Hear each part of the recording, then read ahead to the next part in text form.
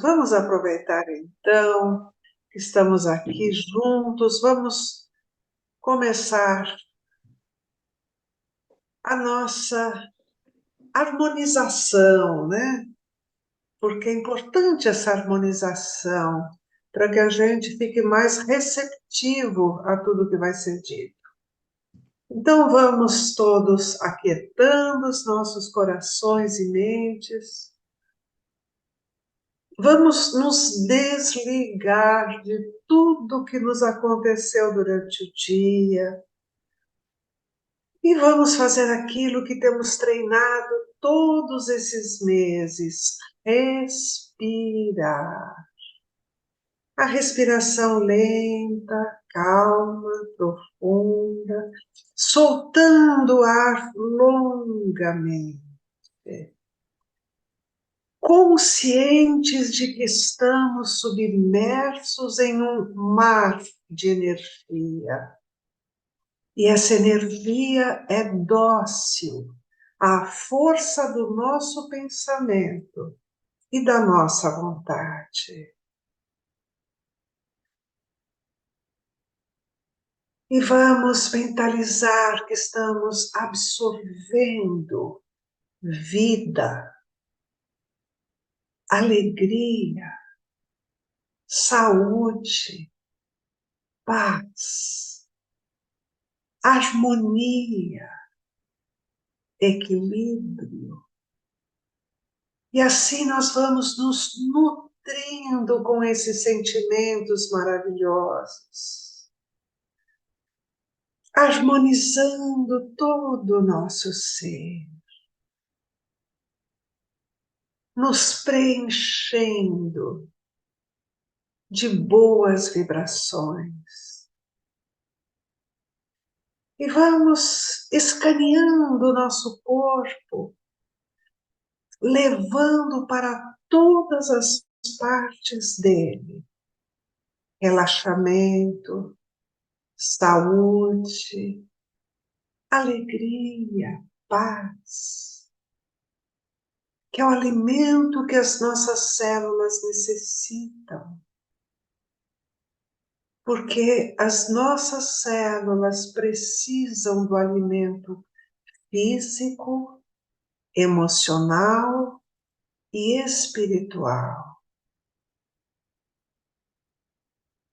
E todo o nosso ser vai se harmonizando. Sintam isso, entreguem-se a esse momento. E a cada respiração, sintam que o seu relaxamento vai se aprofundando mais e mais. Cada vez que soltarem o ar, mentalizem que estão soltando as tensões, se desapegando das preocupações, largando, soltando, relaxando, para assim entrarmos em contato conosco mesmos, com o nosso universo interior, que é esse que temos explorado durante todos esses meses. A nossa casa interior, e na realidade é um verdadeiro universo. E quanto mais vamos nos aproximando, nos aprofundando no nosso universo interior, mais o universo exterior se expande. Quanto mais encontramos as nossas fontes de amor em nós, mais amor encontramos à nossa volta. Vamos então agradecendo a toda a equipe espiritual aqui presente, nosso dirigente Itaporã, os mentores especializados em meditação, que vêm especialmente para nos ajudar nessa aula. E assim nós vamos harmonizados, equilibrados, pedindo a presença de Jesus, o nosso mestre maior, o nosso divino amigo, pedindo a Ele que nos auxilie neste momento, para que possamos encontrá-lo na nossa casa interior. E vamos também pedindo a Ele que envolva a Yara, que dará hoje para nós uma aula maravilhosa, que ela seja inspirada e que possamos apreender todo o seu ensinamento. E assim, nessa harmonia, nessa paz, vamos iniciar a nossa aula de hoje. Bem-vindo todos, bem-vinda, Yara. Agora é com você, minha querida. Obrigada, Sheila. Relaxei tanto, até estava bocejando aqui. Obrigada, boa noite a todos, todas. É uma alegria muito grande estar aqui para falar dessas. Deixa eu fazer um teste. Estão me ouvindo bem com o fone? Está tudo bem? Estão me vendo bem? Não tem sombra, não tem nada. Tá bom. Então, muito obrigada pela presença de vocês. E eu espero que vocês, depois dessa aula, adicionem mais um grau de motivação para persistirem na prática de meditação, porque eu vejo que o mais difícil na meditação é a motivação para persistir, porque a técnica em si é simples, né? São variações que existem de técnicas e tal, mas não é a parte complicada. A parte complicada é que é um tipo de exercício cerebral, assim, mental, de presença, mental não, é um exercício, assim, que a gente não está acostumado a fazer. E tudo que a gente não está acostumado a fazer dói, quando a gente se propõe a aprender. Dói, é chato, a gente começa a achar, bom, por que que eu estou fazendo isso? Começa a invadir com crenças limitantes do tipo, a meditação não é para mim, eu não sirvo para meditação, eu já tentei, mas a meditação não funciona para mim, quando na verdade todos os livros, todos os mestres, toda a experiência fala que ela é mesmo algo a ser alcançado, às vezes degrau por degrau, de repente a gente tem um grande upgrade e a gente sobe de nível, depois a gente vai mais um pouquinho, mas tudo isso se vocês perseverarem, se a gente perseverar, né, se a gente persistir. E eu gosto muito de dar essa aula porque no meu caminho me ajudou muito a perseverar quando eu comecei a ter informações sobre as mudanças cerebrais que acontecem no nosso corpo, essas mudanças que são muito concretas, porque às vezes, eu não sei se vocês já tiveram essa sensação, eu tinha uma sensação de que eu não estava meditando, que eu ficava lá fazendo, né, a prática, mas eu não sentia o bem-estar que todo mundo fala que tem que sentir. Geralmente eu não sentia. Então, eu não estava alcançando a meditação, mas aí, para a gente desanimar, é um pulo, né? Então, como é que isso que eu estou fazendo adianta alguma coisa? Funciona para alguma coisa? Eu vou chegar em algum lugar? Porque é um caminho solitário, por mais que vocês venham aqui assistir aula, durante a semana vocês vão praticar sozinhos. E mesmo que você faça uma meditação em grupo, ninguém sabe o que está se passando entre você e a sua interioridade, né? Se realmente você está meditando ou não, se você está. Então, é muito fácil a gente desanimar. É muito rápido a gente se desmotivar, e aí um dia não faz, o outro não faz, o outro daqui, quando você vai ver, se passou 2 meses que você não meditou nenhuma vez. Aí você fala, então deixa eu dar uma meditada aqui, e aí você vai lá e fica 5 minutos e dorme. E aí descarrilhou. Quando, na verdade, todas as pesquisas, tudo mostra que a meditação responde a uma razão de dose e resposta. Então, quanto mais você pratica, mais quantidade de horas você pratica, maior é a resposta no nível cerebral. Então, me ajudou muito ter essas informações, sabe? Por isso que eu fico feliz de compartilhar. Eu não sou médica, né? Eu sou psicóloga e eu estudo isso por interesse mesmo, tá? Eu não sou assim uma super especialista que está vindo aqui dar uma aula. É um interesse que eu tenho como pessoa, como nem como profissional, porque eu nem uso isso muito na minha prática, mas é uma coisa que eu gosto de aprender e gosto de compartilhar.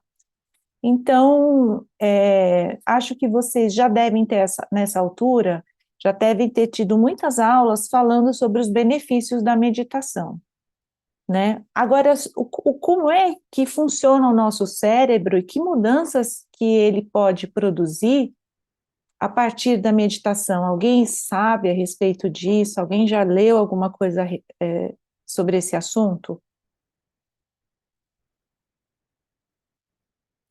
Eu sei que a aula online não dá para ter muita interação, mas alguma interação vocês podem ter. Se quiserem falar pelo chat, mais um de cada vez, tá? Fala, Rita. Bom, a gente fica mais presente. Esse é o que eu sinto. Você fica mais consciente do seu momento e dos momentos. É isso que Uhum, eu sinto. A mudança que eu senti foi isso. Que você aumenta a presença no que você está é. fazendo. Então, a sua consciência muda um pouquinho. Foi isso que eu senti. Não sei Uhum. se eu estou certa, mas a É o minha. que você sentiu, é o que você Isso, sentiu. Você isso. está falando, eu me lembro que quando eu tive essa. Porque o que aconteceu? Eu assisti uma palestra sobre, e a pessoa falou sobre esse, esses caminhos neuronais, né? Que quando você está fazendo uma coisa nova, tudo que a gente vai aprender que é novo, é como se fosse uma floresta, e você está entrando ali naquela floresta, você tem que abrir uma picada. E é muito diferente de você já entrar numa trilha que está formada, concordam? Você vai fazer trilha no mato, você vai numa trilha que já está assim, né? Já está batidinha. Se está asfaltada, então você desliza muito mais rápido. Mas se você tem que abrir o mato, é muito mais esforço. Então é isso. Quando você vai aprender alguma coisa nova, você tem que fazer um esforço. E quando eu escutei que a gente, quando faz um esforço, depois de alguns meses, esses caminhos começam a se pavimentar e começa a ficar mais fácil, eu falei, nossa, exatamente, porque é isso que acontece na meditação. Então, vai ficando mais fácil, mas conforme o seu esforço. O que é muito comum, infelizmente, é que a pessoa faz um esforço inicial, se embanana, não persevera e desiste antes de ter resultado. E aí ela fala, a meditação não é para mim. É que até os psicólogos americanos chamam assim, efeito piscina, se não me engano, que é assim, a pessoa ela entra na piscina gelada, porque depois de um tempo na piscina gelada, o corpo se acostuma e aproveita, e fica gostoso. Ela entra na piscina, mas não fica tempo suficiente para acostumar e curtir. Então ela entra e ela sai e ela só fica com mal-estar, ela só fica com o efeito negativo. Então ela fala, não, essa piscina eu já experimentei, eu já vi que é ruim. E então o cérebro humano é uma usina de conexões, ele está lá ávido por fazer conexões, e a gente é que vai guiar o nosso cérebro para quais conexões a gente quer que ele faça. Então, nós precisamos ter esse protagonismo, porque senão ele vai aprender coisas que nem sempre vão ser boas para a gente, porque a gente não está nem tomando conta disso. E a Rita falando, eu me lembrei que quando eu comecei, quando eu entendi que eu tinha que meditar todos os dias e que era seguro que eu ia ter resultado se eu meditasse todos os dias, porque é lógico isso, é do corpo, isso é natural. Então tá. Então, quando eu me convenci que eu ia ter resultado, eu meditava todos os dias, e depois de uns meses, assim, eu diria uns 3, 4 meses, eu percebi o primeiro resultado da meditação, é que eu estava atrasada para um compromisso, eu estava no trânsito, e eu não fiquei sobressaltada, assim, eu estou atrasada, o trânsito. Não, eu entendi que eu estava atrasada, mas não veio aquela coisa de, meu Deus, eu estou atrasada. Eu falei, nossa, que engraçado. Eu percebi que eu estou atrasada, mas eu não estou reagindo como se eu tivesse atrasada. Eu falei, interessante. Olha, então acho que está funcionando. E aí Você comecei não a fica perceber. pilhada. Isso. Você não fica pilhada. É um estado de alerta que vocês vão ver depois na apresentação, tem a ver com as amígdalas cerebrais, que são estruturas bem antigas e que fazem a gente reagir mesmo, são reações, porque pensa que a gente está numa floresta ou na savana e a gente precisa detectar rápido as situações de perigo. Então, eu falei, nossa, então funciona mesmo. Ou seja, e a prática tem que ser diária e no mínimo 15 minutos, porque isso é o Dr. Roberto Cardoso que fala, e eu já ouvi pessoas falando, não, eu medito 3 minutos por dia, e eu acho que aí o resultado é mais placebo do que outra coisa, tá? Sabe, a pessoa, eu acho que ela fica mais influenciada por uma aura psicológica do que realmente aquilo ter resultado, porque é diferente. Eu vou mostrar até o livro que a gente usa para essa aula, que é um livro que eu e a Sheila, nós lemos, esse livro aqui, ó, Ciência da Meditação. Esses são os autores. Então, é uma coisa que é muito importante, eles fizeram um levantamento das pesquisas sérias sobre os resultados da prática de meditação no nível cerebral. E o que eles descartaram foram as pesquisas em que não ficou claro o efeito placebo, tá? O efeito placebo tudo bem, é respeitável, a gente pode até discutir placebo em outra ocasião, mas o que a gente vai falar na aula de hoje não é do placebo, não é daquela autoindução de que eu acho que eu estou meditando, então eu já naturalmente me sinto mais leve porque estou meditando. Não, eu estou falando de traços alterados, alteração de traços de padrões cerebrais, que não tem a ver com placebo, não tem a ver com uma sensação de bem-estar, porque essa é uma das coisas comuns quando você vê pesquisa sobre meditação, pesquisa sobre yoga, sobre Tai Chi Chuan, a pessoa, quando ela começa uma prática, ela naturalmente está mais motivada, ela tem um bem-estar que não necessariamente é porque a prática já está dando resultado, às vezes é porque ela está se induzindo a se sentir bem, porque ela começou uma coisa nova, e porque ela está se tratando, está se cuidando, que aquilo é muito agradável, relaxante e etc. Ok, isso tudo é respeitável, mas não se trata disso.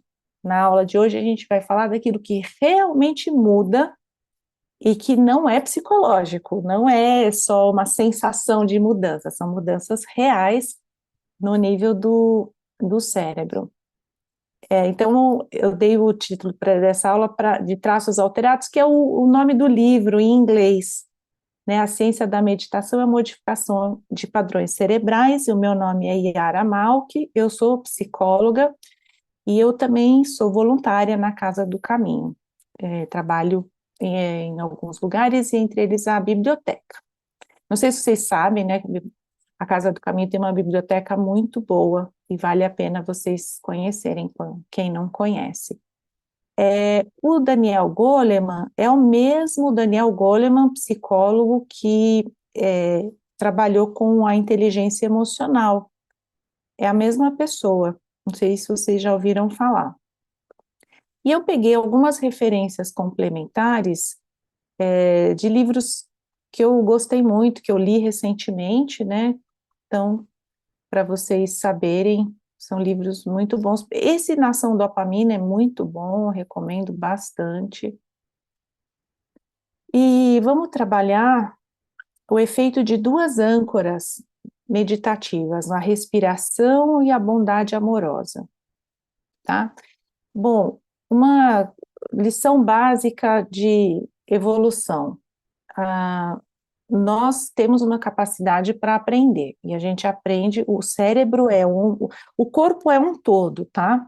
Então, o cérebro está espalhado pelo corpo, digamos, o sistema nervoso está espalhado pelo corpo todo, porque o cérebro ele tem ramificações, terminações e tudo mais. Mas, quando a gente fala neuroplasticidade, a gente fala dessa relação com a meditação, eu estou me centrando mais no nível aqui, né, do cérebro, aqui, do encéfalo e tal. E a gente aprende coisas para o bem, a gente aprende coisas para o mal, certo? Por isso que vocês precisam ser protagonistas do que vocês querem ser, né? Se vocês querem modelar o cérebro de vocês para serem pessoas mais íntegras, mais adaptáveis, assertivas, né? Bondosas, amorosas, o cérebro aprende. Se você quiser, ou se você não fizer nada, mas for negligente, o cérebro vai aprender a ser cheio de vícios, cheio de manias, né? Aquilo que o Kardec fala, né? Das más inclinações, que cabe a gente dar um destino para essa nossa característica. Então, a gente aprende também para o mal. E às vezes a gente aprende, nem percebe que aprendeu. Dois estímulos importantes para nosso aprendizado é fugir de perigo e de ameaça e correr em busca de prazer. A gente tem camadas evolutivas dentro do cérebro, porque o homem, o Homo sapiens, existe há pouco tempo, mas nós estamos dentro de uma linha evolutiva, né, que começou muitos, muitos e muitos anos atrás, né, centenas, né, milhares de anos atrás, a gente veio evoluindo, evoluindo, então é como se existissem três camadas de tecidos, né, de funcionamentos diferentes dentro do nosso cérebro. Essa mais primitiva recebeu o nome por um pesquisador de cérebro reptiliano, que é esse marronzinho. Depois vem o sistema límbico, mais ou menos. Aqui é bem esquemático, tá, gente? E o neocórtex, que é essa camada de fora, que também é chamada de massa cinzenta. Também é a camada de fora, assim, né, que reveste o cérebro. Então, o reptiliano, como o nome diz, ele é... Opa! Então, o reptiliano, ele é responsável pelas funções, aquelas funções automáticas pensa num crocodilo, pensa num jacaré, aquelas coisas vegetativas, né? Então, ainda não tem emoção. Agora, o sistema límbico já é um pouquinho mais sofisticado. Esse sistema límbico é dos mamíferos, né? Os pássaros não têm, os répteis não têm, os anfíbios não têm. Então, o mamífero, ele tem apego, né? A gente vê videozinho, infelizmente, mas no zoológico, você observa uma comunidade de macaquinhos, eles são muito parecidos, né? O jeito que eles cuidam ali dos filhotes, tiram às vezes pulguinha um do outro. E no caso do ser humano, então a gente tem um monte de estruturas, até mais do que isso aqui, tá bom? Mas é para vocês terem uma ideia. O sistema límbico, ele é a sede das emoções, é o monitor do perigo, juiz daquilo que é prazeroso ou assustador, árbitro do que é ou não importante para a nossa sobrevivência. E no sistema límbico que existe o centro de recompensas, tá? O neocórtex, chamado também de cérebro racional, a gente tem o neocórtex muito aqui no lobo frontal, que é assim aqui na frente, né?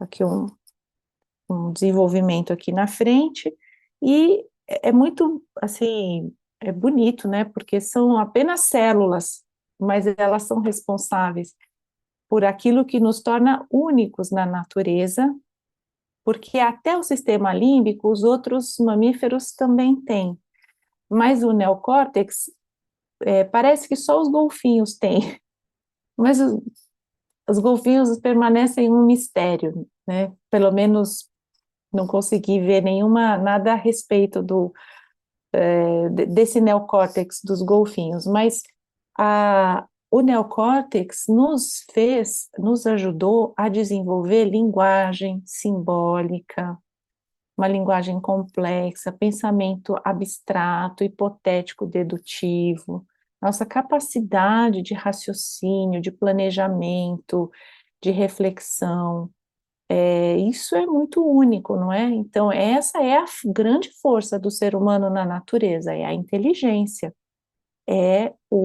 a capacidade de empatia também, da gente poder se colocar no sapato do outro. Agora, estão descobrindo um tipo de neurônio chamado neurônio espelho, que ajuda a gente se identificar com os outros, então, e que isso é muito importante na infância, né, para a formação da própria identidade, assim como o toque para o bebê é vital ele ser tocado, ele ser acariciado ao ser amamentado, é, é uma coisa incrível, assim, muito lindo, extrapola aqui a nossa aula se eu for seguir essa trilha. Mas, então, o neocórtex é esse tecido mais recente e que é responsável por todas as funções executivas do cérebro, raciocínio, memória, a linguagem, os símbolos, pensamento abstrato, matemático, enfim. Se vocês acharem que a linguagem está um pouco complicada, vocês me falam, Yara, está um pouco complicado, tá bom? Aí eu vou traduzindo, vou adequando, tá? Então, dentro do núcleo de recompensas do cérebro, ali no sistema límbico, né, no circuito de recompensas, a gente tem algumas estruturas muito importantes e que são extremamente afetadas pela prática da meditação. Então, o ser humano, se vocês repararem bem, aquilo que é gostoso, a gente tem uma tendência a se viciar. Mesmo que você não seja viciado, eu não sou viciado em drogas, por exemplo, mas é muito rápido para você ficar, de repente você gruda lá numa série do Netflix e passa 5 horas maratonando, não é? É muito rápido, às vezes, para você estar lá numa coisa aqui, num aparelho celular, e daí daqui a pouco você perdeu a noção, né? Então, a gente tem realmente toda uma estruturas assim bem engenhosas que foram muito importantes, são muito importantes para a nossa sobrevivência, que nos faz ir atrás daquilo que é gostoso. Só que esse gostoso também pode ser muito perigoso, porque ele pode viciar. E a gente pode viciar em coisas que nem são materiais. A gente pode viciar em elogio, a gente pode viciar em fofoca, a gente pode viciar em celular, Instagram, né? Não só em jogo, não só em açúcar, não só em coisas concretas que vão trazer um boost assim para o nosso cérebro. Mas eu estou falando tudo isso porque isso tem a ver com a meditação. Então, como eu falei, né, o sistema de recompensas é muito importante, porque imagina uma criança, que já é difícil às vezes você fazer ela comer. Com toda essa ajuda da natureza, você imagina se não tivesse ajuda nenhuma, ela não comeria. Por que ela vai comer? Por que ela vai mamar? Né? Se aquilo não é prazeroso, se aquilo não tem a ver com um gatilho, que é a fome, que é a busca pela sobrevivência, portanto, o medo de morrer. Então, uma sabedoria no nossa natureza. Só que o problema é esse apego ao prazer. Então, a gente pesa a mão, é muito rápido, é muito comum você pesar a mão em tudo aquilo que é prazeroso, porque o que é prazeroso pode viciar. E aí, deixa eu só mudar aqui de lado. Pronto. Então, a gente vê, por exemplo, a liberação, nesse livro da Nação Dopamina, ela traz uma estatística que achei bem chocante. A liberação basal de dopamina em ratos, que a dopamina é a molécula do prazer. É uma das, não é a única, mas é um neurotransmissor, é uma substância muito importante do cérebro quando se trata de prazer. Então, quando ela tem muito dessa substância, geralmente a pessoa sente bem-estar, sente aquela coisa gostosa, aquele prazer enorme, né? Então, pensa o prazer que é comer um chocolate. Não é só porque o sabor é gostoso, é porque ele traz uma onda de prazer que tem, no final, vai ter a ver também com essa liberação de dopamina, não somente, mas também. Aí, então, em ratos, eles colocaram lá um ratinho para comer chocolate, aumentou em 55% a dopamina. O sexo, 100%. Ó, o sexo. Você vê como é a natureza, faz uma coisa que é prazerosa para que haja procriação da espécie. Só que não tem gente que é viciada em sexo, né? Então, a nicotina, cigarro, 150%. A cocaína aumenta em 225% o quanto que o nosso cérebro libera de dopamina, dessa substância aí, tipo, o cérebro fica inundado de dopamina, aquela sensação assim que é muito alta. E aí tem uma outra droga que chama anfetamina, que aumenta em 1000%, tá? E hoje tem um problema com essa droga chamada metanfetamina, né, que as pessoas fumam e é uma coisa bem viciante, que ela, então, aumenta em 1000%, ela corresponde a 1000 orgasmos. Se você parar para pensar, não existe nada na natureza, nenhuma das coisas naturais que ocorrem naturalmente na, no reino natural, espontaneamente na natureza, que promovam uma liberação tão alta de dopamina, certo? Agora, a gente está com um problema assim em relação aos eletrônicos, por isso que eu trouxe essa fotinho aqui, porque os eletrônicos hoje, ela não trouxe essa, não tem como medir em ratos o uso de aparelho eletrônico, concordam? Então, não dá, não sei como que se pode fazer esse tipo de estatística, mas não vai ser em ratos. Mas você veja esse menininho aqui, ó, ele já tá com o olho vidrado, tá seco, aqui tá cheio de teia de aranha, e ele tá virando aqui, vidrado aqui no videogame. Então, tem várias pessoas que passam viradas mesmo, viram noite, continuam jogando durante o dia, viram mais uma noite, e a pessoa fica cadaverizada, ela vira zumbi Yara, posso dali. fazer uma pergunta? Claro, Vamos lá. Com referência a esse quadro que você está fazendo uma análise agora, com relação ao menino.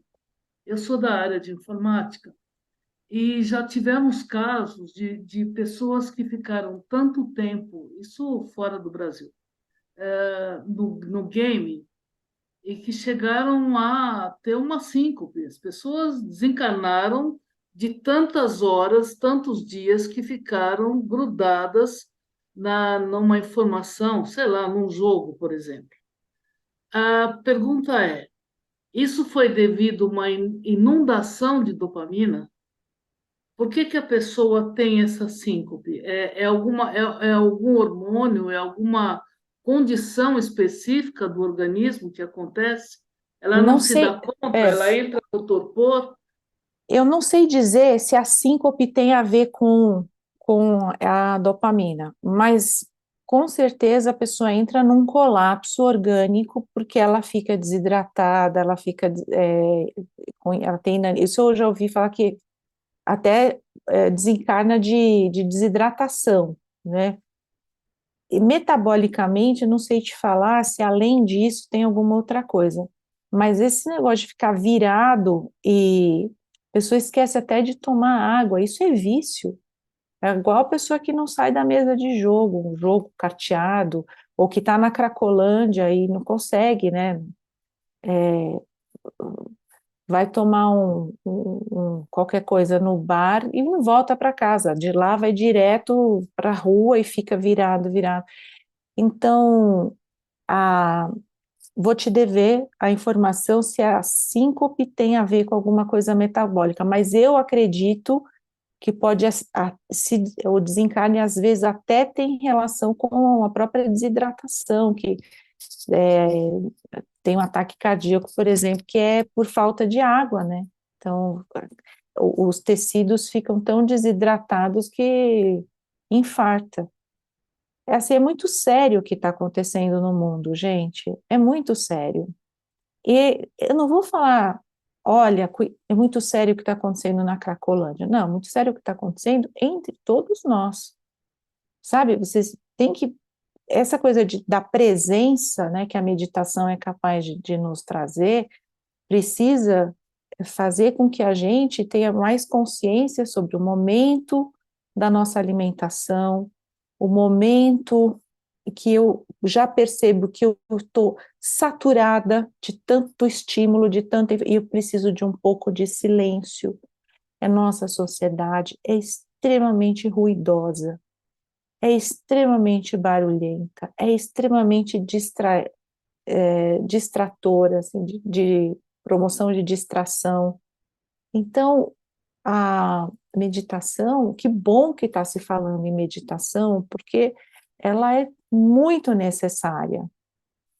Com tantos estímulos, é tanta dopamina, é tanto, né, isso que chama capitalismo límbico, assim, tanta oferta de coisas que dão um boost de prazer que nós estamos perdendo a capacidade de ter prazer nas coisas simples do cotidiano. E é aí que a meditação, a presença é tão importante, porque recuperar o prazer das coisas simples, singelas, do cotidiano. Então, você tem a presença, às vezes, de sentir um raio de sol no seu rosto, ou de sentir uma brisa, um vento, ou o prazer de um copo d'água. o prazer de estar simplesmente sentado num lugar e poder olhar para umas árvores lá. A gente, por exemplo, quantas vezes vocês andam na rua e reparam na copa das árvores? Muito raro, né? Muito difícil a gente olhar para cima. Muitas vezes a gente olha para o chão. Então, essa presença que tem a ver com uma expansão, né? Expansão dos nossos horizontes. E eu estou falando que isso tudo cabe a nós porque você vai ensinar o cérebro é neutro, você vai ensinar o seu cérebro a se viciar em celular, se você não se controlar, você vai ensinar o seu cérebro a precisar de cada vez mais estímulo para se sentir bem, ou você pode ensinar o seu cérebro a ser contemplativo, a, a se sentir presente, a estar presente, a estar outro tipo de vivência, né? Um outro paradigma de vida, né? Em que você não precisa mais viver em tanto sobressalto, né? Parece que está o tempo inteiro matando o leão, tirando a mãe da forca, um modo de existência que faz sentido quando você está na selva, mas a gente não está na selva o tempo inteiro. Então, a meditação, como alteração de traços, né, de padrões cerebrais, ela vai mexer nisso aqui, nessas estruturas amidalares, a amígdala. Então, quando você está no modo luta-fuga, então, que no caso da gente, não tem a ver com encontrar uma onça no meio do caminho, tem a ver com prazo, cliente, fornecedor, trânsito, violência urbana, traumas, tem a ver com, às vezes, um sobressalto. É aí que a gente vai ter essa amígdala ativada. E quando você está o tempo inteiro exposto a isso, você está num baita de um estresse. E a meditação, ela vai ajudar nisso, que eu vou mostrar como. Uma outra coisa muito importante que eles falam é assim, né, o cérebro. Vocês acham que a gente consegue deixar o cérebro sem fazer nada? Existe não fazer nada? Então, não existe, né? O não fazer nada não existe. Então, o cérebro está sempre fazendo alguma coisa. O ponto é que, tanto é que quando a gente tenta meditar, é errado achar que você vai esvaziar a mente, não é? Assim, nunca vai dar certo essa meditação que tenta esvaziar a mente. O esvaziamento da mente é uma decorrência quando você meditou bem, daí você chega num estado ali que você consegue, mas ele é flutuante, né? E então o cérebro ele tem uma tendência natural a divagar quando você está sem fazer nada. Então, você fica lá divagando. Tem pessoas que são muito divagadoras, principalmente adolescentes, né, jovens, ou pessoas muito ruminativas, né, que ficam rodando. Então, a meditação é muito importante para essas pessoas também. E uma mente que divaga, a pesquisa que eles citam, essa pesquisa feita por uma equipe de Harvard, uma mente que divaga é uma mente infeliz, porque a pessoa, ela às vezes tenta descansar, não fazendo nada, ela sai mais cansada do que se ela parasse para fazer alguma coisa. Entende? Porque isso fica ali. Esses neurônios ficam lá, rodando o mesmo programa várias vezes. Isso é muito cansativo.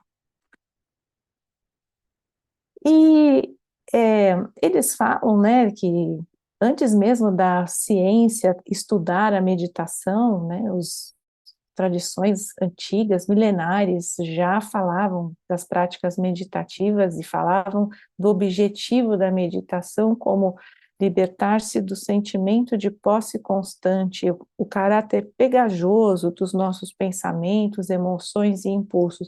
O que é esse caráter pegajoso? Vocês já perceberam que emoções, pensamentos e impulsos são pegajosos? Eles grudam?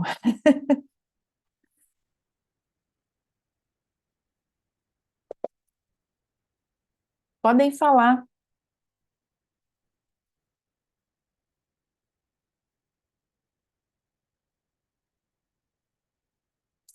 O pegajoso nos pensamentos é isso, é quando você fica ruminando, aquilo não sai da cabeça, aí você volta naquilo, e você não deixa ir embora.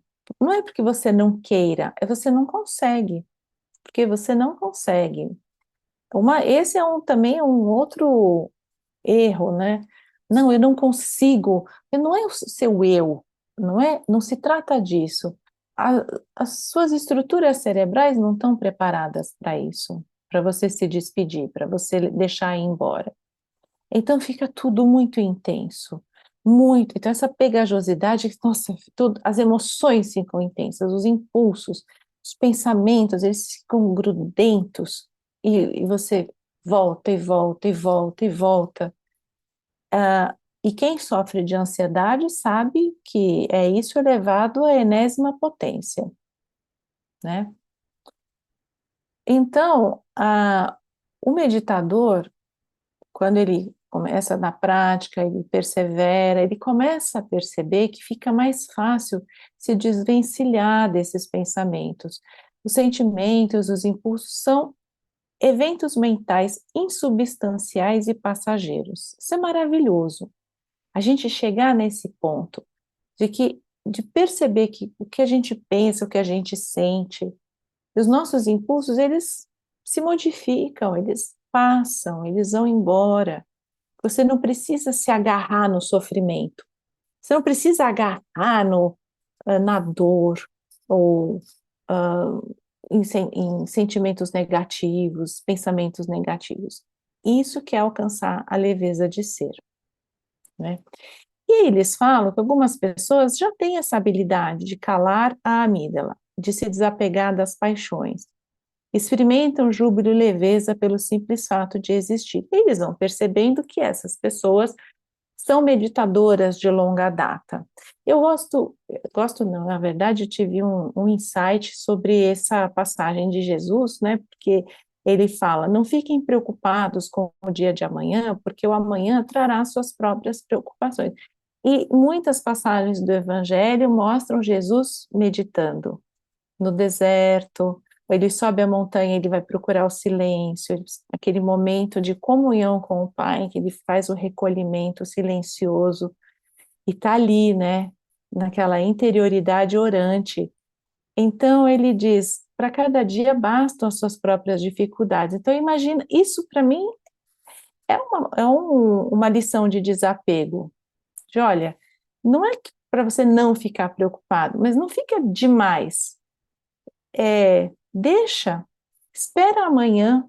Quantas pessoas na ansiedade, elas já antecipam vários cenários negativos, nenhum deles se confirma, nenhum deles se acontece, mas ela sofreu horrores porque ela estava sofrendo hoje o que ela antecipou que ia acontecer daqui um mês, e daí nem acontece, mas ela não consegue fazer diferente, né? Porque não é só uma questão de vontade do eu, é o cérebro que precisa estar modelado também. Então, o que eles falam é que ah, as pesquisas mostraram, nas pessoas que praticaram, eram relativamente experientes nessa âncora da respiração. Qual que é a âncora da respiração, gente?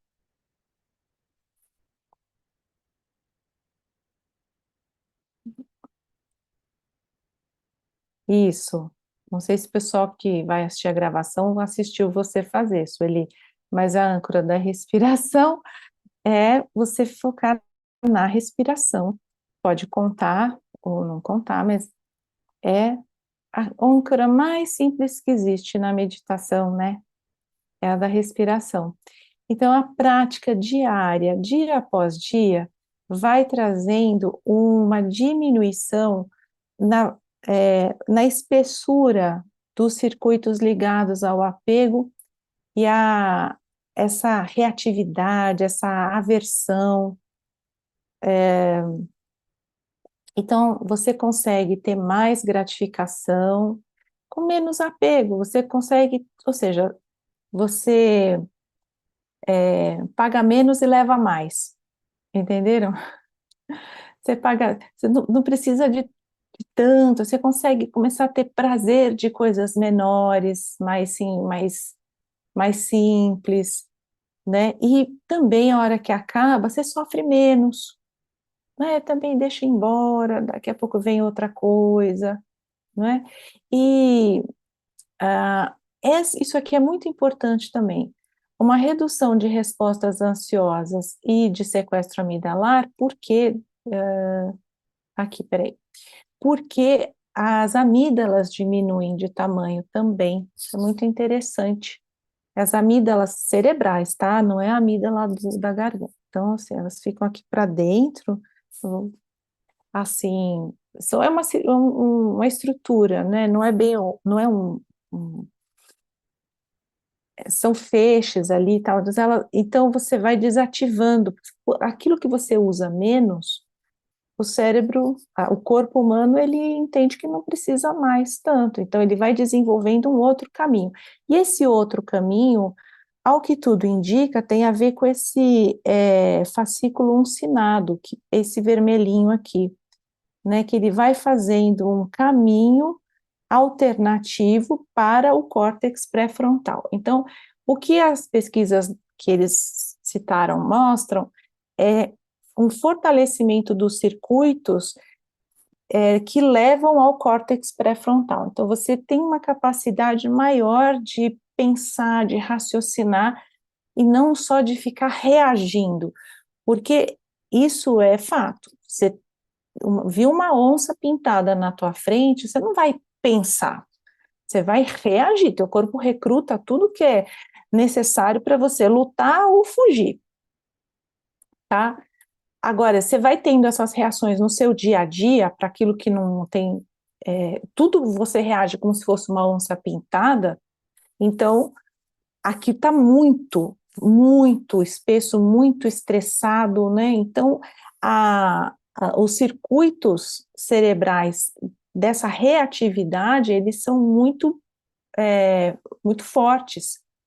Quando você medita, é como se você fosse colocando essa estrada em desuso. Não teve, em Santos, não tinha a Estrada Velha de Santos, depois foi construída a Imigrantes, né? A Anchieta, depois a Imigrantes. Então, conforme melhoraram as estradas, as antigas passaram a ser menos usadas. Então, era a primeira a Estrada Velha, depois a Anchieta, a Imigrantes, e agora tem a nova Imigrantes. Então, é isso, mais ou menos, uma metáfora. Você começa a usar menos alguns caminhos, usando mais outros, esses outros viram vias preferenciais. Então, naturalmente, você vai sentir que você percebe a situação, mas você já não tem aquela reatividade toda. Você já não tem aquela ativação toda. E o que eu achei interessante também é que eles citam pesquisas ligadas à dor física, que também a prática da meditação, os meditadores mais experientes mostram que eles lidam melhor com a dor física. É como se eles conseguissem separar a dor também como uma coisa que não é ele. Eu estou com dor e essa dor não sou eu.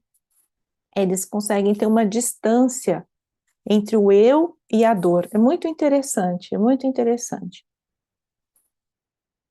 E então também tem uma maior rapidez na recuperação ao estresse e à dor, e menos divagação, que é aumento da metaconsciência, porque aquele circuito divagador, ele também ele recebe uma nova organização. Então, é um pouco complexo para explicar, mas é como se o eu não acharam ainda no cérebro um lugar que seja o lugar do eu. O eu, ele está espalhado em vários lugares, e quando você consegue uma prática meditativa frequente, é como se você conseguisse um agrupamento desse eu, sabe? Então você é capaz de aumentar a capacidade da sua própria consciência, em vez de você ficar meio que inconsciente a maior parte do tempo, sendo levado pelos pensamentos, pelas divagações. Então, o que eu falei, existe uma dose-resposta, porque quanto mais você pratica, mais você vai ter de retorno. E eu fiz as contas, né? Os meditadores experientes que eles citam nos livros meditaram fazendo a média lá do que eles falaram, dá como se fosse meditar 1 hora por dia por 24 anos, para ter os melhores resultados. Só que, tudo bem, a minha tarefa hoje é incentivar vocês e não desestimular. Mas os resultados começam a surgir a partir de 3 meses, que é quando os circuitos cerebrais da mudança de hábitos, a partir de 3 meses você já começa a ter assim uma viela ali sendo formada, até que isso se torne uma avenida, até que se torne uma autoestrada, né? Mas ali já não é mais só uma picada no meio do mato, você já tem uma trilhazinha então, que você tem retorno, né? Uma coisa que às vezes pode se pensar, então você quer dizer que a meditação tem como objetivo a leveza, de você deixar os pensamentos irem embora, os sentimentos irem embora. Mas isso não é frieza, então eu vou ficar indiferente às coisas do mundo? E não é assim, não é verdade, né? A frieza, ela é a falta de empatia, né? Ou, na verdade, a gente vai ver que até pode ser um excesso de empatia.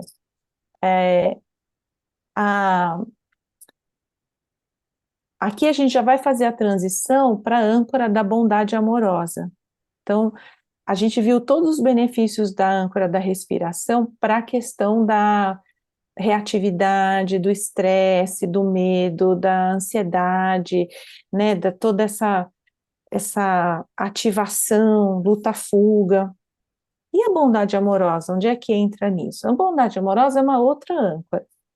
E ela tem a ver com essa benevolência, essa boa vontade incondicional, desejar que as outras pessoas sejam felizes, ter amor pelo próximo. Então, é uma meditação compassiva. É uma âncora de meditação compassiva. É uma bondade que você deseja para o outro. A gente vai fazer uma prática no final. E estar em atitude de bondade amorosa significa desposar a virtude da compaixão. Quer dizer, desejar que as pessoas encontrem alívio para o sofrimento. Então, aí a gente não tem frieza, né? Então, ali com a âncora da respiração, a gente consegue não se apegar, não ficar pegajoso, não ficar tão misturado com as emoções dos outros, com a reatividade do mundo, com o estresse. E na bondade amorosa, a gente encontra o caminho para um amor, é uma meditação compassiva. E é muito interessante como ela também faz bem para o cérebro. E a empatia tem tudo a ver com a bondade amorosa, né? Porque o que é a empatia? Sentir o que o outro sente. Aqui, essa gravura da seta, né? Os dois estão com as setas espetadas no mesmo lugar. Eu sei exatamente como você se sente. Empatia é uma qualidade muito forte no ser humano, né? Não sei se nenhum outro animal é capaz de empatia, mas no nível que o ser humano tem é muito forte, né? Agora, a empatia, deixa eu mostrar para vocês, a empatia também pode se transformar em frieza quando ela for excessiva, né? Porque lá no livro, quem quiser se aprofundar, ele fala que existe essa empatia cognitiva, né? Eu sei o que você pensa, aí a empatia emocional, eu sei o que você sente. Só que isso de sentir o que o outro sente, com frequência leva a pessoa a uma exaustão emocional, tá? Então, a pessoa fica perturbada. Então, uma cena como essa que eu mostrei aqui, ó, às vezes a gente se pergunta como é possível. Só que a gente não pode julgar, porque em vez dessas pessoas, poderíamos ser nós, não é? Aqui, sentados. Por quê?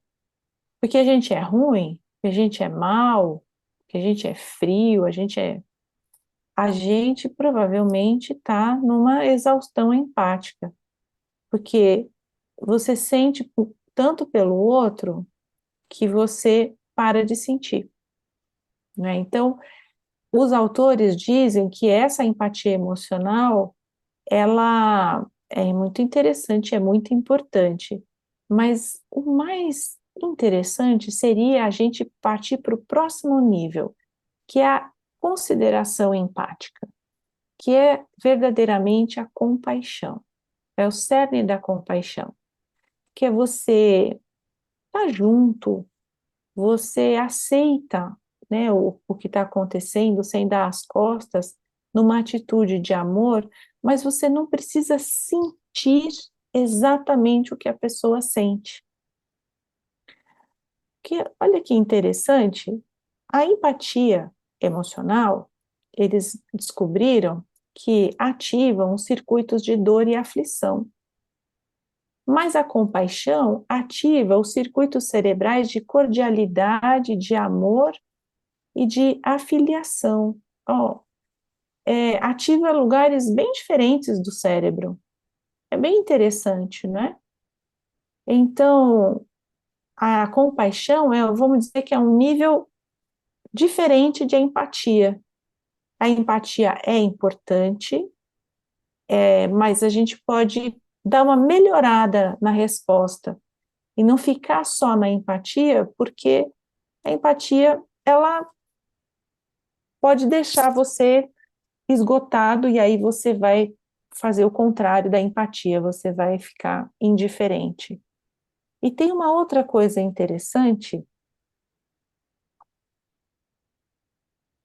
a compaixão, né, tem a ver com a capacidade de amar e de se preocupar eternamente com o outro, e tem uma coisa muito interessante, é que a prática da bondade amorosa, a prática da compaixão, a prática essa virtude que é a compaixão, ela pode ajudar muito a sair de uma atitude mais contemplativa para a prática. Não se sabe ainda como é que isso acontece, parece que tem a ver com a amígdala de novo, uma das amígdalas ali, não está muito claro, mas o que acontece é que em todos aqueles que foram praticantes da bondade amorosa, eles têm uns jeitos ali de fazerem testes, né, entre as pessoas, laboratório e tal. Todas as pessoas, aliás, a maioria das pessoas que praticaram a bondade amorosa tiveram mais proatividade em ajudar o próximo, tiveram mais prontidão para responder a demandas que necessitavam de uma ajuda, de uma ação. Então, isso eu achei muito interessante também, né? Que a gente pensa nessa compaixão como virtude, mas a gente não pensa muito nela como atitude. E então por isso que a compaixão ela é um pacote mais completo, porque ela é estar junto com o sofrimento do outro, né? Estar numa atitude amorosa, só que ao mesmo tempo ela também tem a ver com ação. Você poder agir em favor do próximo com mais desembaraço e com mais facilidade. E eles acham que tem a ver com também uma estrutura do sistema límbico chamado ínsula, que se conecta com órgãos viscerais e tal, mas não tem ainda tanta evidência ou como é que isso funciona. A história, eu só queria terminar contando a história eu vou interromper aqui. Eles contam no livro de um experimento que foi feito com seminaristas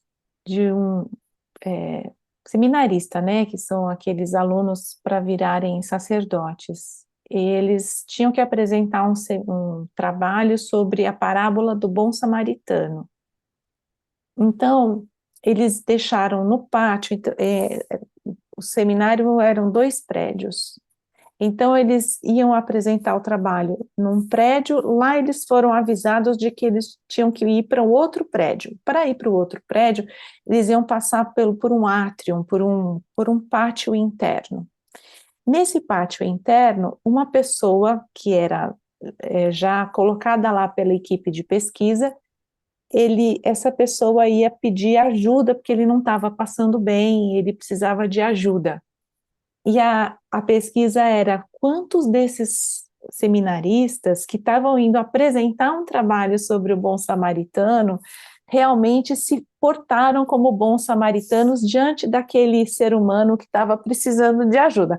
Bom, vocês já podem imaginar o resultado, não?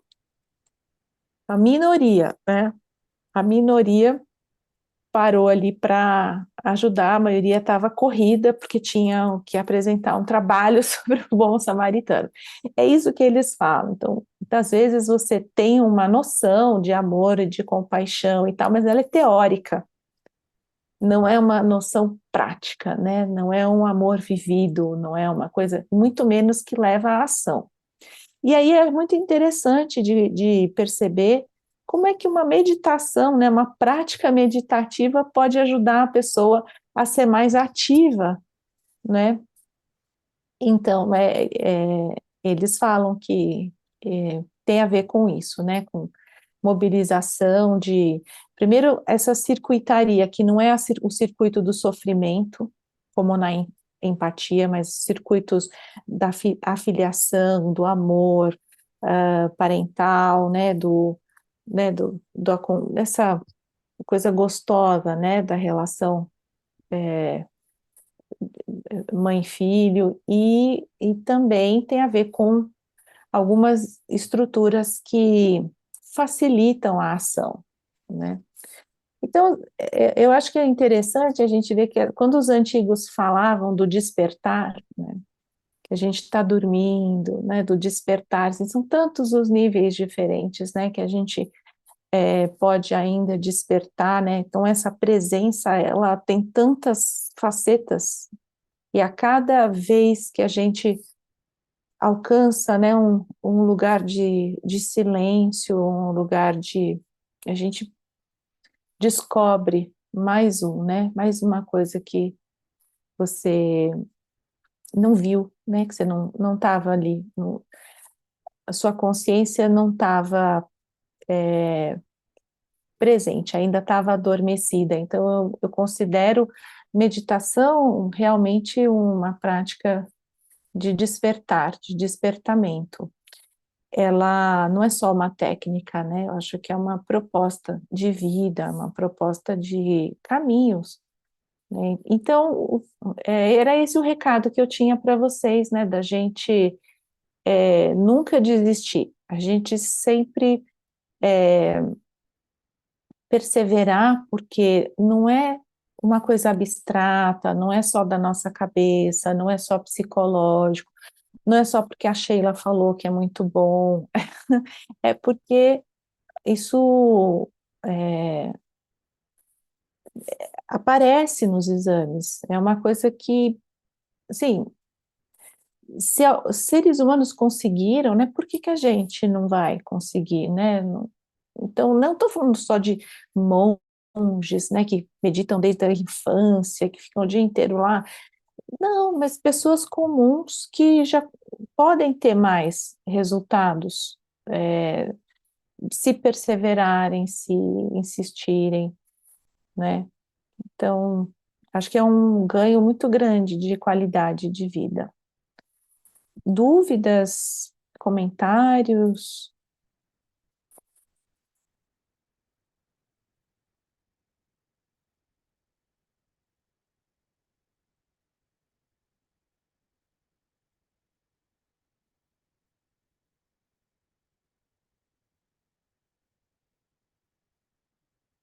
Ah, uma coisa que é interessante, eles chegam a perguntar no final, né, dessa parte da bondade amorosa, porque eles percebem nas pesquisas que o resultado com a bondade amorosa é muito mais rápido do que com a âncora da respiração.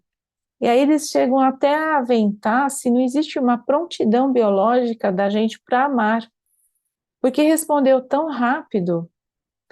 E talvez, né, não sei, porque a gente vê que, por exemplo, as células, a saúde, tudo funciona melhor quando a gente está num estado de amor. E tudo fica adoecido quando você está num estado de ódio, de rancor, de ressentimento. Vira doença, doença mental, vira doença física, né?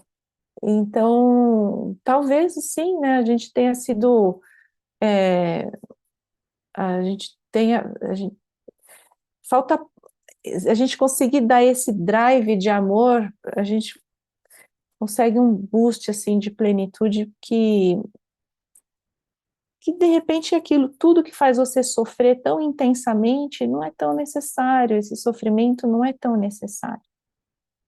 Você pode resolver o problema e sem precisar tanto esforço, tanta energia, tanto desgaste, tanto.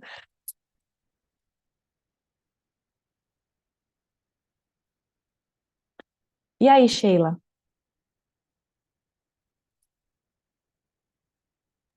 Então, Yara, fantástico. Todos amaram a aula que eu estou percebendo. Então, pode dar já a meditação. Tá. Então só vou apagar um pouquinho a luz para entrar no clima. Só um minutinho. Vai ficar um pouco escura a minha tela, mas não faz mal, porque agora já foi. Então, agora vamos para a nossa prática. Sentem confortavelmente, numa atitude gostosa, digna, costas eretas, naquela posição que vocês já conhecem, que ficam confortáveis para meditar. Vamos respirar profundamente uma primeira vez,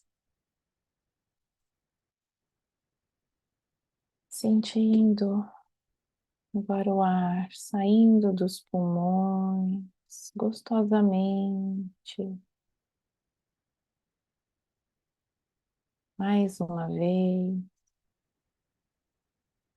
com uma preparação para a nossa transição, né? Então, saímos agora de uma aula, momento racional, agora nós vamos para a prática, sentindo-se cada vez mais presentes e inteiros. A bondade amorosa é uma prática em que é necessário a gente encontrar no nosso coração esse manancial de amor, esse amor imenso. Então, lembrem-se de uma pessoa que vocês amem muito, que vocês amem de uma forma terna, de uma forma gostosa, aquela pessoa que agora, ao pensar, faz vocês sorrirem. Pode ser essa pessoa também criança, porque a forma infantil nos desperta naturalmente emoções muito ternas, muito quentes, calorosas.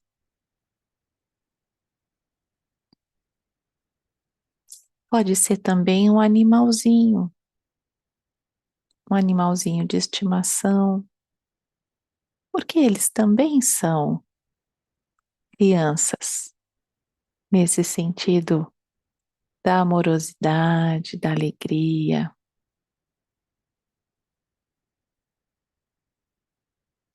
Então, agora, acredito que cada um já pôde localizar esta figura, seja humana, seja um animalzinho, que recebe do coração de vocês um amor muito puro. Vocês desejam a esse ser todo o bem que existe no seu coração, todo o bem que existe no universo. Como se o coração de vocês se expandisse e abraçasse esse ser, brincasse com ele, risse com ele. É tão puro esse amor que emociona, é tão profundo o que liga vocês dois. Então, do seu coração sai muito amor, em ondas e mais ondas, para essa pessoa. E quanto mais amor sai de você, é incrível, mais amor se forma.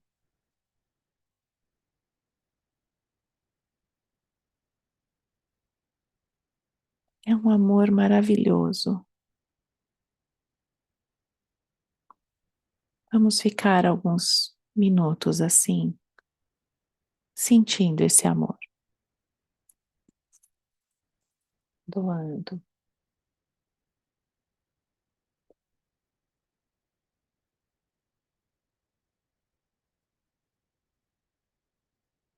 Sendo envolvidos por esse amor tão profundo.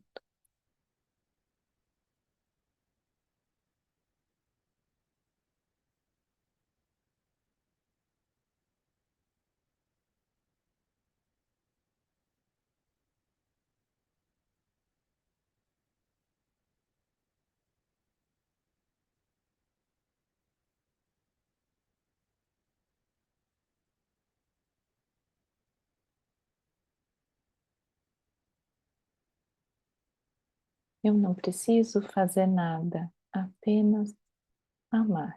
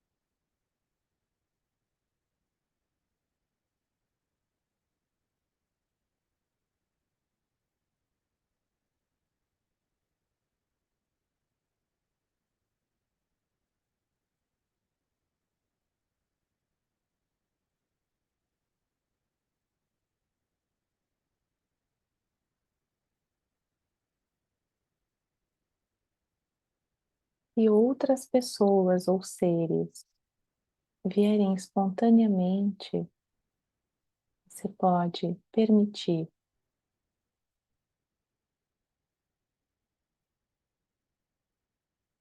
que o amor também vá para essas pessoas.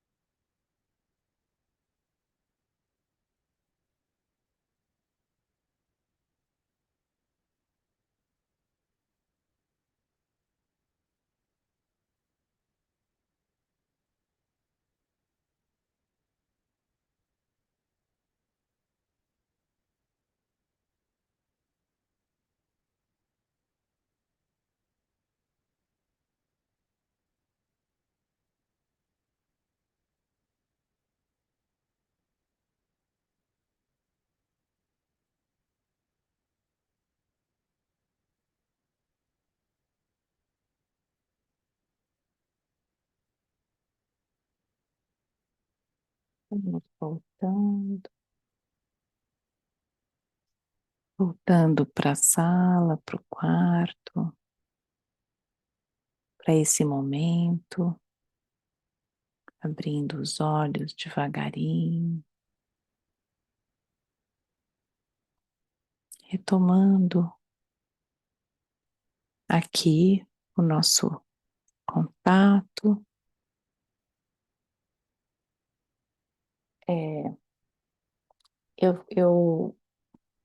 Isso foi só uma degustação, né? Que depois vocês podem fazer com mais tempo, eu não queria passar muito do tempo. É assim que eu faço a bondade amorosa. Se vocês sentirem, se vocês quem conseguiu entrar, eu acho que é uma prática super energizante, assim, porque ela expande, né? Você entrar em contato com esse amor, com esse bem que você deseja. E aí depois você pode colocar outras pessoas. Até você pode fazer essa prática, por exemplo, uma coisa que eu vejo que ativa muito as pessoas um desaforo, uma briga. A pessoa lá me deixou, não sei o quê, mas olha só o que fez aqui.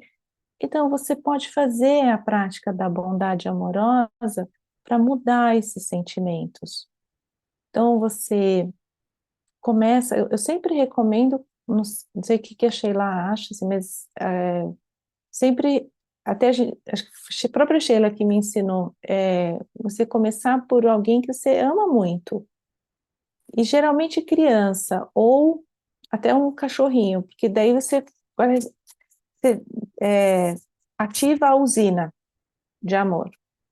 Aí a hora que está bem ativada, assim, aí você pode pensar nessa pessoa que você está com problema. E você coloca essa pessoa, no começo não é muito fácil, o comecinho, mas depois vai, o negócio flui, e esse é um antídoto natural para o estresse, para o rancor, para o ressentimento, que depois vão virar doença. Sabe? A gente não fica carregando essas coisas. É uma forma também de...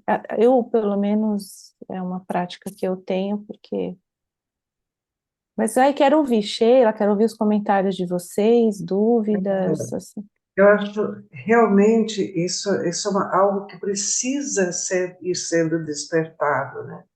E uma das coisas que a gente faz diariamente, né, algumas pessoas aqui presentes participam, são as vibrações pelo planeta.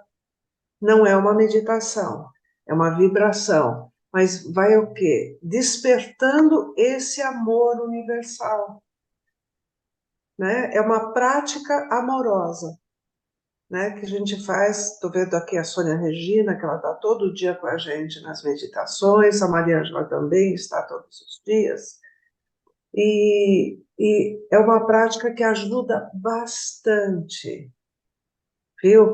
E o importante, quando a gente faz a prática, no caso da meditação que você explicou agora, é você perceber em si qual é a sensação. Então, não mais focar a pessoa, mas focar a sensação que está despertando em você. E aí tentar ficar na sensação. Então, a meditação em si vira o quê? Viver esse estado, sem necessidade de colocar alguém. É o estado que a gente está buscando. É, Então, a meditação se torna o estado. a pessoa é uma ferramenta para a gente chegar nesse estado, Isso. porque a gente não tem acesso a ele espontaneamente ainda. Então, a gente precisa dessa ferramenta para fazer a ligação. Então, você liga com alguém, um bichinho de estimação, uma criança.